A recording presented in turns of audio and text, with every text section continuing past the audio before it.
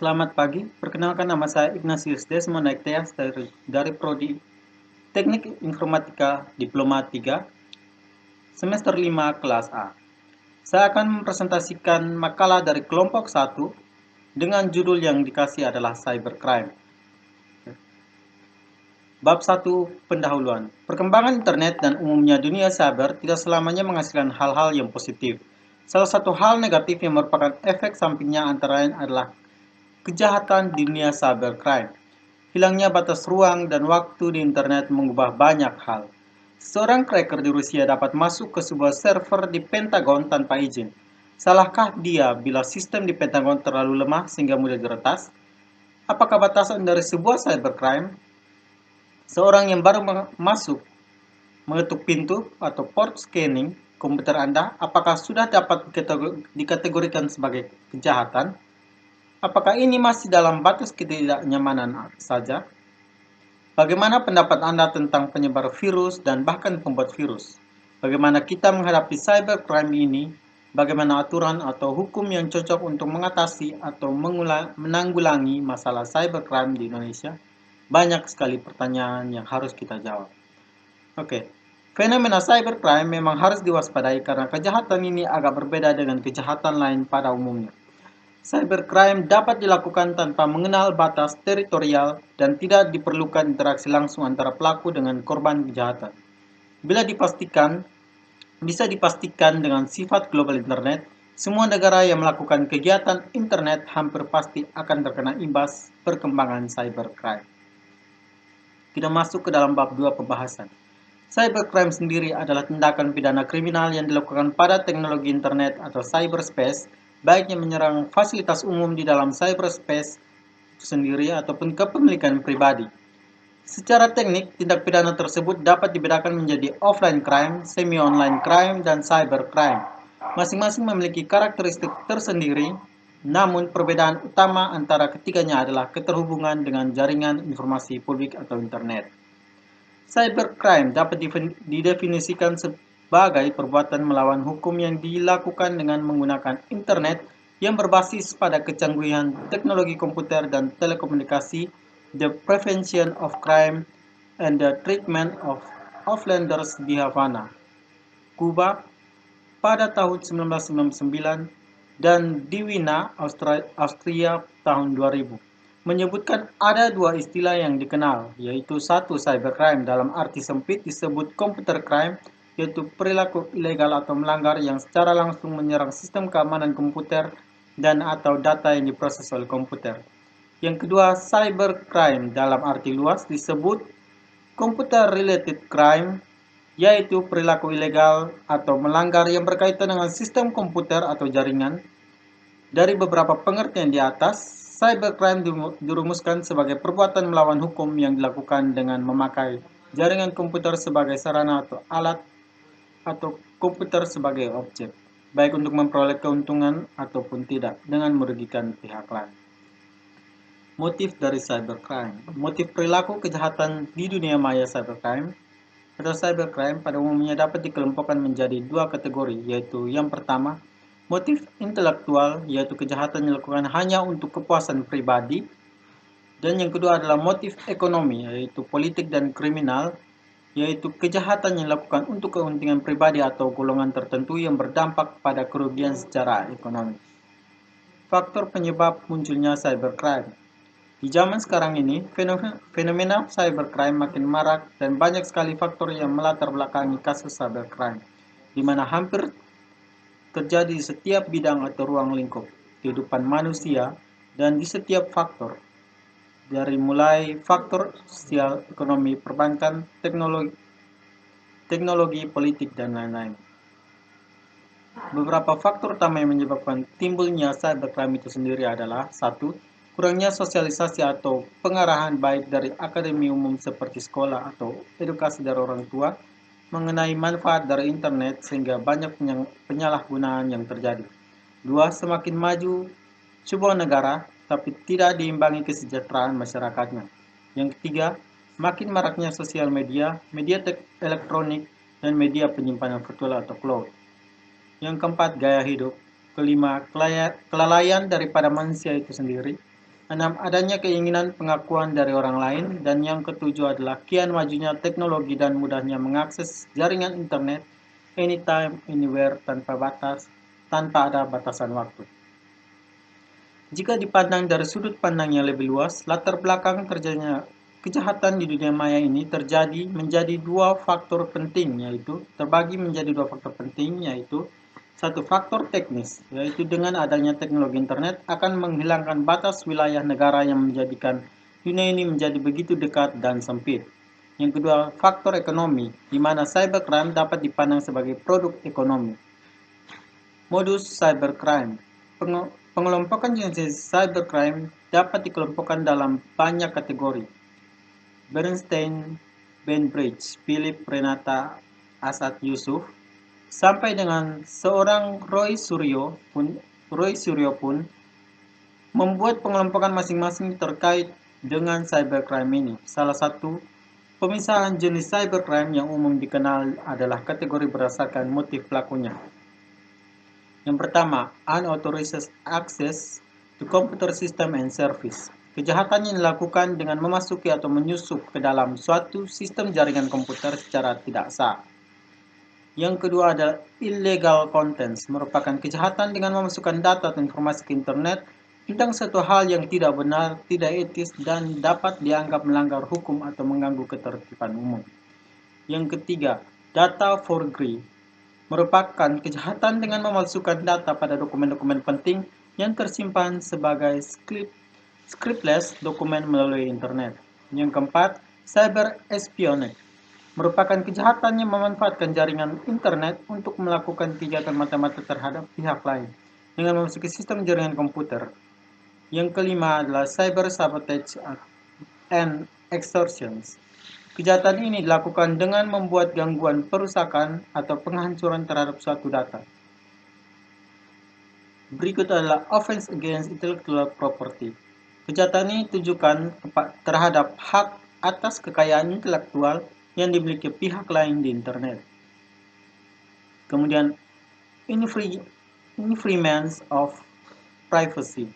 Kejahatan ini ditujukan terhadap informasi seseorang yang merupakan hal yang sangat pribadi dan rahasia. Cracking atau malware and spyware. Kejahatan dengan menggunakan teknologi komputer yang dilakukan untuk merusak sistem keamanan suatu sistem komputer dan biasanya melakukan pencurian tindakan anarkis begitu merekam mendapatkan akses. Carding, phishing, dan typocide adalah kejahatan dengan menggunakan teknologi komputer untuk melakukan transaksi dengan menggunakan kartu kredit orang lain sehingga dapat merugikan orang tersebut, baik material maupun non-material. Yang ketiga, studi kasus. Cybercrime di Indonesia. Ada beberapa contoh fakta kasus cybercrime yang terjadi di Indonesia. Di antaranya adalah 1. Pencurian akun user internet merupakan salah satu dari kategori identity theft and fraud, pencurian identitas dan penipuan. Hal ini dapat terjadi karena pemilik user kurang sigap terhadap keamanan di dunia maya. Yang kedua, deface atau membajak situs web. Metode kejahatan deface adalah mengubah tampilan sesuai keinginan pelaku kejahatan. Yang berikut adalah probing dan port scanning. Salah satu langkah yang dilakukan crackers sebelum masuk ke server yang ditargetkan adalah melakukan pengintaian. Yang berikut virus dan trojan. Virus komputer merupakan program komputer yang dapat mengadakan atau menyalin dirinya sendiri dan menyebar dengan cara menyisipkan salinan dirinya ke dalam program atau dokumen lain. Denial of service atau DOS attack adalah jenis serangan terhadap sebuah komputer atau server di dalam jaringan internet dengan cara menghabiskan sumber yang dimiliki oleh komputer tersebut. Carding adalah aktivitas pembelian barang di internet menggunakan kartu kredit bajakan. Penanganan cybercrime. Cybercrime adalah masalah dalam dunia internet yang harus ditangani secara serius. Sebagai kejahatan, penanganan terhadap cybercrime dapat dianalogikan sama dengan dunia nyata, harus dengan hukum legal yang mengatur. Berikut ini beberapa cara penanganan cybercrime. Yang pertama adalah dengan upaya non-hukum. Yang kedua dengan upaya hukum. Berikut adalah cyber law merupakan istilah hukum yang terkait dengan pemanfaatan TI. Istilah lain adalah hukum TI atau Law of IT, hukum dunia maya atau Virtual World Law, dan hukum mayantara. Ruang lingkup dari cyber law adalah 1. Hak cipta, hak merek, pencemaran nama baik atau defamation, hate speech, fitnah, penistaan, dan penghinaan. Yang kedua, serangan terhadap fasilitas komputer, hacking, virus, illegal access, pengaturan sumber daya internet IP address atau domain name, kenyamanan individu atau privacy, isu prosedural, yurisdiksi, pembuktian atau penyidikan, transaksi elektronik dan digital, dan pornografi. Yang berikut, perlindungan konsumen pemanfaatan internet dalam aktivitas keseharian. Contohnya seperti e-commerce, e-government, e-education, dan e-medics. Beberapa contoh yang dapat dilakukan terkait dengan cara pencegahan cybercrime adalah sebagai berikut. Yang satu, untuk menanggulangi masalah denial of service, pada sistem dapat dilakukan dengan memasang firewall dengan Instruction Detection System atau IDS dan Intrusion Prevention System atau IPS pada router. Yang kedua, untuk menanggulangi masalah virus pada sistem dapat dilakukan dengan memasang antivirus dan anti-spyware dengan upgrading dan updating secara periodik. Yang ketiga, untuk menanggulangi pencurian password dilakukan proteksi security system terhadap password dan atau perubahan password secara berkala.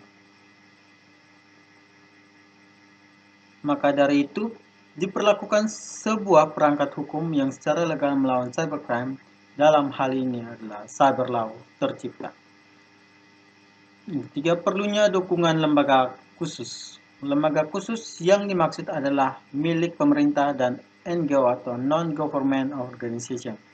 Diperlukan sebagai upaya penanggulangan kejahatan di internet.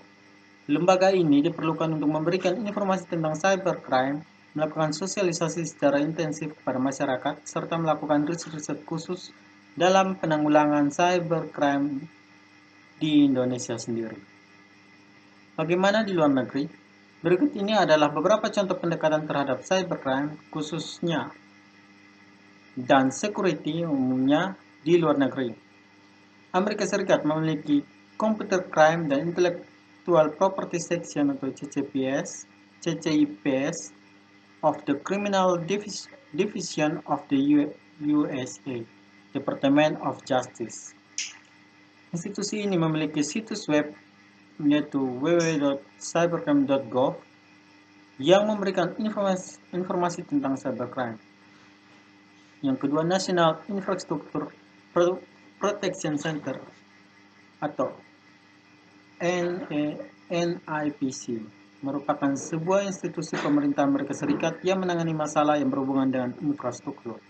Yang ketiga, The National Information Infrastructure Protection Act of 1996 yang memberikan advisory tentang adanya lubang keamanan atau security holes. Korea memiliki Korea Information Security Agency yang bertugas untuk melakukan evaluasi perangkat keamanan komputer dan internet khususnya yang akan digunakan oleh pemerintah. Bab keempat, penutup. Kesimpulan, berdasarkan data yang telah dibahas dalam makalah ini, maka dapat saya simpulkan bahwa cybercrime merupakan kejahatan yang timbul karena dampak negatif pemanfaatan teknologi internet.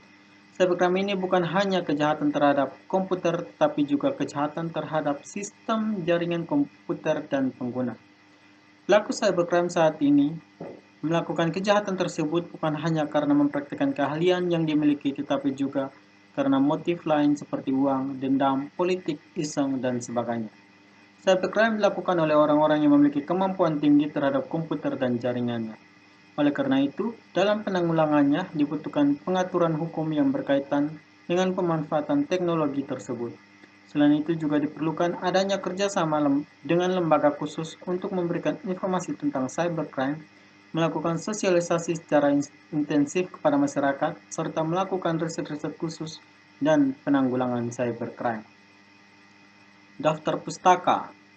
Makalah ini kami kerjakan dengan mengambil beberapa sumber dari Widodo 2013, memerangi cybercrime, karakteristik motivasi, dan strategi penanganan dalam perspektif kriminologi. Aswaja Presindo Yogyakarta. Kemudian ada 3 link lagi yang kami pakai, yaitu 13gb.blogspot.com, cumiu21blogspot.com, dan christiawordpress.com. Sekian yang dapat saya presentasikan. Jika ada kesalahan dalam tutur kata dan bahasa, saya mohon maaf. Sekian dan terima kasih.